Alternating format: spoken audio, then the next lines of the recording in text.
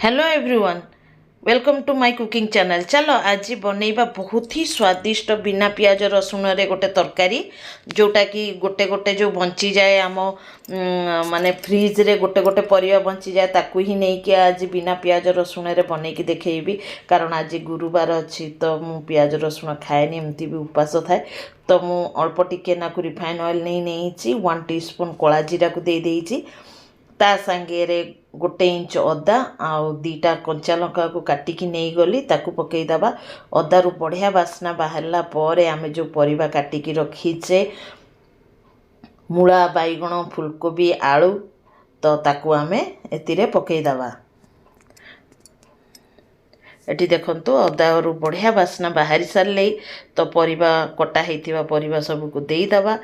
देईकिरी एको उलट पालट करिकिरी भाजी नवा। स्वाद अनुसार लुण को दे दउची ताहले परिबा हमर जल्दी माने सिझी जीव। आ 1/2 टीस्पून खंडे हळदी को दे दउची। आ एतिरे कोनोसी मसला पड़िबनी तो एथर को आमे उलट पालट करके एको कम से कम 80 रु 90% सिझिया जाएंगे आमे ढांकुणी लगे लगे एको भाजी नवा। टिके कलर बढ़िया आसियो बोली काश्मीरी रेड चिली पाउडर को 1/2 टीस्पून दे दउची।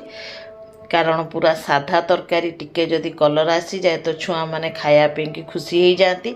कारण एमता भी परिबा तरकारी एकदम खाती से माने टिके कलर देखिले खाई नेबे बोली कि टिके कलर दे देइची। एथरक हमने ढांकुणी लगेई दबा 5 मिनट पई कि मझी मझी रे काढ़िकी देखु भी थिबो नहले तळ पूरा लागी जीवो। कारण पानी बिल्कुल भी दिया हैनी। एठी कम से कम 70 रु 80% खंडे सिझी आसिले तो यही स्टेज रे मैं 1 गिलास पानी को दे दउची। देला परे के फेर थोड़ा मिसईकरी आमे को ढांकुणी लगेई दबा जो कि आमर तरकारीटा जहाँ भी बाकी अच्छी सिझिबार सी भी भल भाव में सिझी जीव। ए तरकारीटा बेसी झोल दिया हबनी, टिके लटपट लटपट भलिया हब। कारण आमे रुटी सांगे खाइबा तमें रुटी बा परोटा सांगे को खाइबार बहुत ही टेस्टी लगे। सतरे कहूँ गाइस निहाती थरे ट्राए करिवो। एठी परिबा भल भाव सिझी जाइछि। उपरु मु 1 टेबल चम्मच भलिया अटा को उपरु पकेई देली।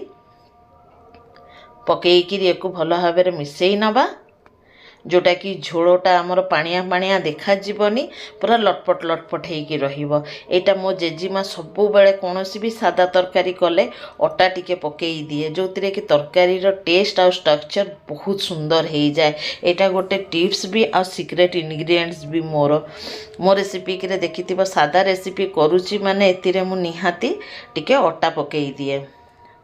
तो एठी कढ़ई बसई सारी बीन्स गुड़ाक खराब हो बोली टिके बीन्स को भी मु भाजी नेबी बोली भाबिली। तो तेणुकरी अल्प टिके तेल देइकिरी ता देहरे बीन्स काटिकी रखी बीन्स गुड़ाक आमे एठी भाजी नौचे।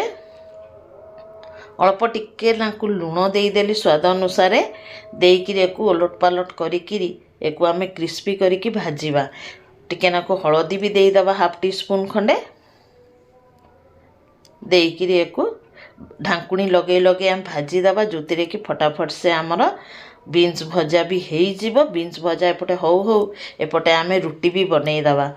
कारण गरम रे जेते जल्दी रोसई रो काम सरीबो सेते जल्दी फुर्सत मिलिबा। आ टिके नाकु ठंडा रे बसी जीवो माने ठंडा माने कोन पंखा तळे टिके बसी गले शांति लागिवो। तेल चारियाड़ पूरा हो जाइथिला बोले टिके पोछि दउची मु आ एको ढांकुणी लगेई दउची। एपटे मु अटा गुला भी कर साइले तो अटा गुला कर देइछि तो रुटी भी बनई दबा माने।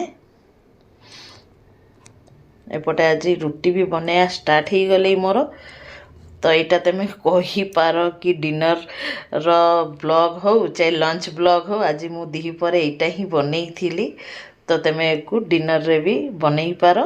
रुटी भी बनई साइली तो एठी मु गुरुवार बोली कि सेका रुटी करी पिला मानक पे कि मु एमतिका सेकी दउची आग आ मोर जते बेले निज पे करी तो सेका रुटी करी तावारे सेकी देवी। कारण एते गुड़े रुटी सेका रुटी करी जदि मोर पूरा एठी प्राण ही बाहर जीव गरम रे।